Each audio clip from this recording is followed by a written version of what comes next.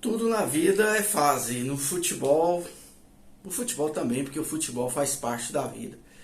E depois de uma fase muito boa, em que o Goiás vinha de vitórias seguidas, de empate com o Flamengo, que hoje em dia a gente pode considerar como um grande resultado também, veio essa sequência agora muito ruim de derrotas e empates e enfim, o Goiás chega agora nesse domingo às 11 da manhã para enfrentar o Inter numa perspectiva que, pela lógica e pelas probabilidades, não vai ser fácil. Mas futebol é futebol e é para isso que a gente está aqui, para discutir como é que o Goiás pode superar o Internacional jogando o jogo que, para mim, até o final do ano vai ser o mais difícil, a barra mais pesada, a pedra maior no caminho do Goiás até o fim desta Série A. Então, vamos discutir agora nesse vídeo do canal Verde 33. Eu já peço a você que já conhece aqui a nossa batalha, a nossa luta, aqui para falar um pouco do Goiás, a cada rodada do campeonato. Também ouvir de vocês aí nos posts, nos comentários, a cada vídeo que eu posto. É sempre um prazer receber os comentários de vocês. Então, se você já conhece o canal, já deixa o seu like aí para fazer com que ele seja levado a mais pessoas, que haja maior engajamento. E se você está chegando aqui agora, seja bem-vindo, seja bem-vindo, aproveita e já se inscreva no canal aí, clique no sininho para ativar as notificações dos próximos vídeos, ok? Obrigado aí aos mais de 900 inscritos já aqui no Verde 33. Eu sou o Helder Dias e estou aqui, como sempre, aí desde 2009, antes no blog, no Portal Esmeraldino, depois no ESPN FC, depois no Estádio das Coisas e agora aqui no modo não escrito, não digitado, mas visual, né? Midiático, mais midiático para dizer assim, para falar para vocês sobre o Goiás Esporte Clube e o que a gente pode esperar desse jogo com o Inter. Olha, eu vi o jogo do Inter contra o Flamengo. O Flamengo já está naquele esquema assim, não muito ligado no brasileiro, né? Já sabe que não dá para alcançar Palmeiras, mas já meio que entregou os pontos. Eu gravo isso depois do jogo do Flamengo também contra o Cuiabá. Ganhou de 2-1 sem fazer muita força, mas é aquela coisa, o Flamengo tem um elenco muito forte, né? E qualquer time que coloca sempre vai ser um osso duro de roer.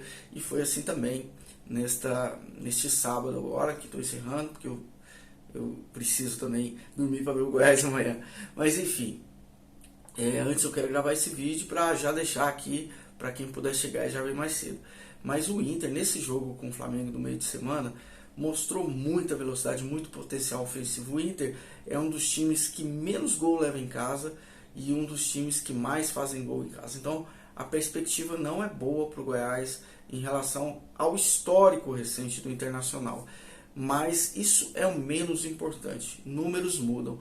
O que importa é ver a disposição do time, tanto do Goiás quanto do Inter, nesse confronto. E aí, o que eu poderia achar de mais similar do que eu vi o Inter jogando, nas condições similares que o Goiás enfrentou recentemente, seria o jogo contra o Atlético Mineiro.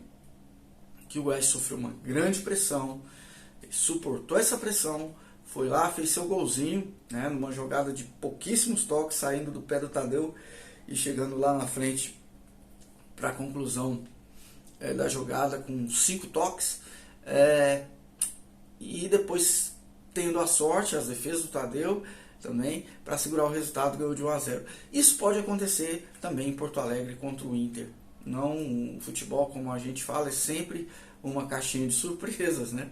Já diz o ditado. Aliás, fiquei sabendo que esse ditado ele é do pai do José Roberto Wright, fazendo aqui a cultura inútil, Benjamin Wright, que também era cronista esportivo, né? José Roberto Wright foi um árbitro que apitou a Copa de 90, a Copa do Mundo de 90 pelo Brasil, foi representante do Brasil na Copa de 90, mas ficou mais conhecido, e aí a gente, os meus amigos torcedores do Atlético vão lembrar de um jogo que ele apitou aqui em 81 Flamengo e Atlético Mineiro no Serra Dourada era um jogo de desempate, quem ganhasse iria para a final da Libertadores.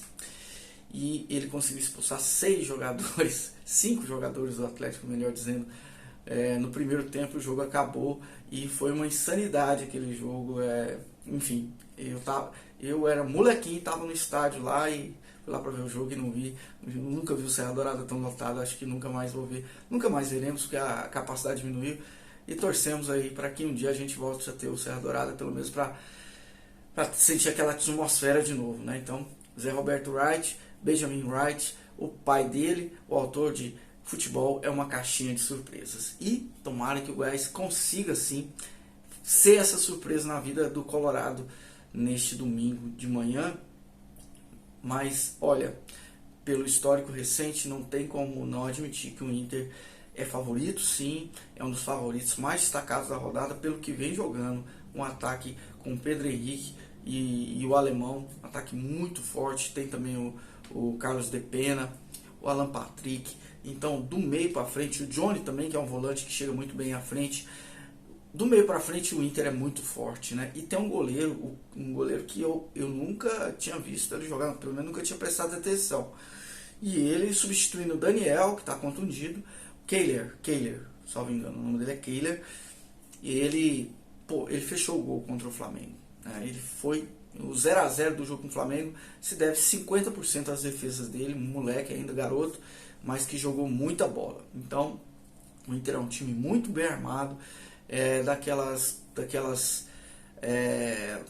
equipes que podem ressuscitar um treinador que estava em decadência, no caso aí, o Mano Menezes. Ele tem feito um papel muito interessante no Inter, né? Eu tenho minhas contestações a ele, não gosto de algumas coisas no estilo dele mesmo, né? Mas não se pode negar que ele está fazendo um grande papel no Internacional, vice-líder do campeonato. Difícil alcançar o Palmeiras, muito difícil. Precisa fazer sua parte aí, com todos os jogos pela frente, e ainda torcer para os tropeços do Palmeiras, que vai enfrentar equipes aí de um nível muito inferior, né? E está concentrado apenas na competição do Campeonato Brasileiro, que é o título que o Abel Ferreira ainda não tem, né? O português, que com muita competência dirige o Palmeiras aí já há mais de 2 anos. Enfim, o Goiás, ele vai precisar, como eu falei, daquela jogada que vai ser que a gente chama de definir uma bola, né? A gente jogar por uma bola. Pedro Raul precisa ser aquele Pedro Raul de jogos atrás, né? Já é o 3º jogo que ele vai entrar em campo e não vai marcar. Se acontecer isso, espero que não. Por isso até eu acredito que possa sair um golzinho pela média do Pedro Raul. Ele, na verdade, ele não tem caído de rendimento. O time do Goiás como um todo deu uma estagnada, né? As 2 derrotas em casa realmente jogam para baixo o psicológico, e eu falo muito do psicológico porque acredito que influencia demais, né? Por isso foi muito importante também, mesmo com a ajuda do Vina, né, que foi infantilmente expulso, o Goiás ter conseguido aquele ponto, 3 derrotas seguidas no lombo. Primeiro ia ser uma sequência inédita para o Goiás nesse Brasil. O Goiás, apesar da má campanha no começo do campeonato, o Goiás não perdeu 3 jogos seguidos, né? Em nenhum momento. O máximo que o Goiás conseguiu, entre aspas, conseguiu perder foram 2 jogos contra Inter e Corinthians, que agora é a sequência que nós temos, né, no primeiro turno. E uma vitória seria um resultado excepcional, mas novamente um empate é um resultado muito encorajador para a sequência. O Goiás pega depois o Corinthians aqui, tem Fluminense, tem outros times que vêm por aí, e o Goiás precisa sim de ter a cabeça no lugar para entender que o momento é de buscar primeiro os 45 pontos, buscar chegar nessa meta, se livrar do rebaixamento, ficar tranquilo e aí sim buscar uma vaga na Sul-Americana, né? Meio de tabela por enquanto, mas os times que estão lá embaixo, a gente está vendo aí, o Fortaleza já passou o Goiás, né? O Atlético está reagindo na competição, uma virada contra o Fluminense interessantíssima para recuperar a moral do elenco, mas ainda está muito atrás. O Goiás precisa se concentrar no seu objetivo, esquecer quem está do lado do outro. Olha, precisamos chegar aos 45 pontos. fazendo o jogo de espera, segurando o Inter no começo da partida, eu acredito que sim, nós podemos ter uma chance aí de recuperar o equilíbrio do jogo, que eu acho que o Inter vai querer se estabilizar, e aí sim poder de repente achar uma jogada e acontecer o efeito Galo, né? Que eu falei, achamos uma jogada, fazemos um gol, seguramos e aí voltamos com 1-0 sonhado para Goiânia. É difícil repetir. Dizem que o raio não cai duas vezes no mesmo lugar. Aquele resultado contra o Atlético foi um resultado muito inesperado. Contra o Inter seria mais inesperado ainda pela fase que está o Internacional.